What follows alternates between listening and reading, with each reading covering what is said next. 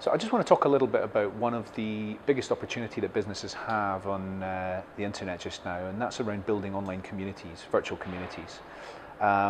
You can create communities on all sorts of different types of social media. The most common are probably Facebook and LinkedIn. So I'm going to just explain a few of the key benefits to doing this. I'm then going to talk a little bit about the do not do things, as well as a couple of the do this things.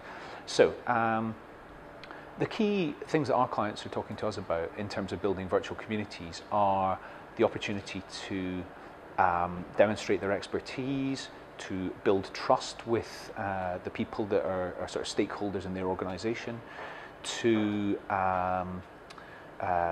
get their core messages to people in media or in government, to talk to their competitors and build support for issues.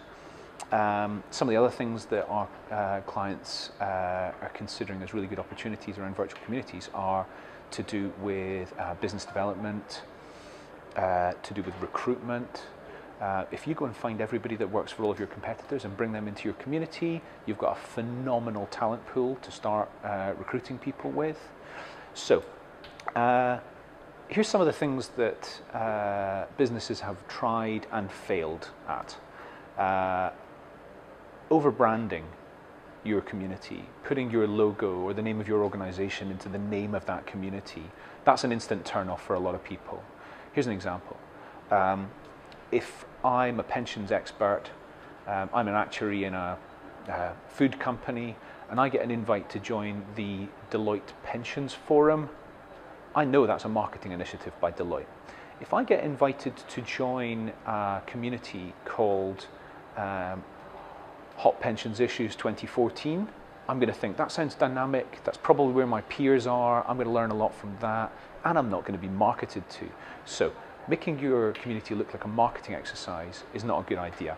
One other example, I'm a top performer at Coca-Cola. Am I going to want my boss to see that I've joined Jobs at PepsiCo? Probably not. Am I going to want to go and join Getting Ahead in my FMCG career? Yes, completely different type of thing. I'm not going to mind anybody seeing that I've joined that. You need to think about the identity of your group. What's the name going to be? What's the logo going to be? What's the description going to be?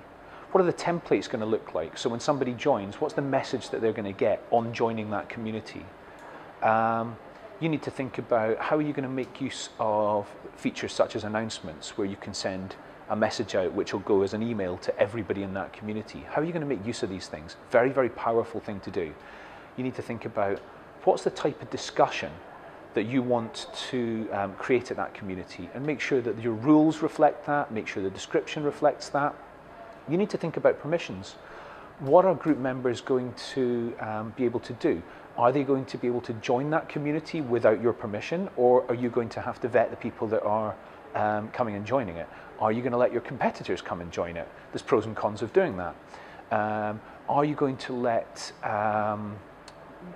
group members post their own discussions, initiate discussions without your approval? There's pros and cons of doing that as well. There's lots and lots of different things to think about. The next thing is who is going to be the figurehead for that community? Who's going to be the group owner, and who are going to be the managers? So these should be people that are authoritative. These should be people who have potentially got some gravitas, have some expertise, have got interesting things to say. Probably senior people within your organization. They're not necessarily, but I would say for the owner of that community, you need to probably find the most senior person within your business to come and lend their online profile to being the figurehead. Are you going to bring in people from outside of your organization to act as managers or moderators at your community? There's real pros of doing that. Number one, you look like an externally facing organization. Number two, there's people outside your organization that have got expertise you don't have around the topics that you maybe want to talk about. So that's a variety of the key things that you should think about with regards to online communities. So what kind of an online community might give you some competitive advantage?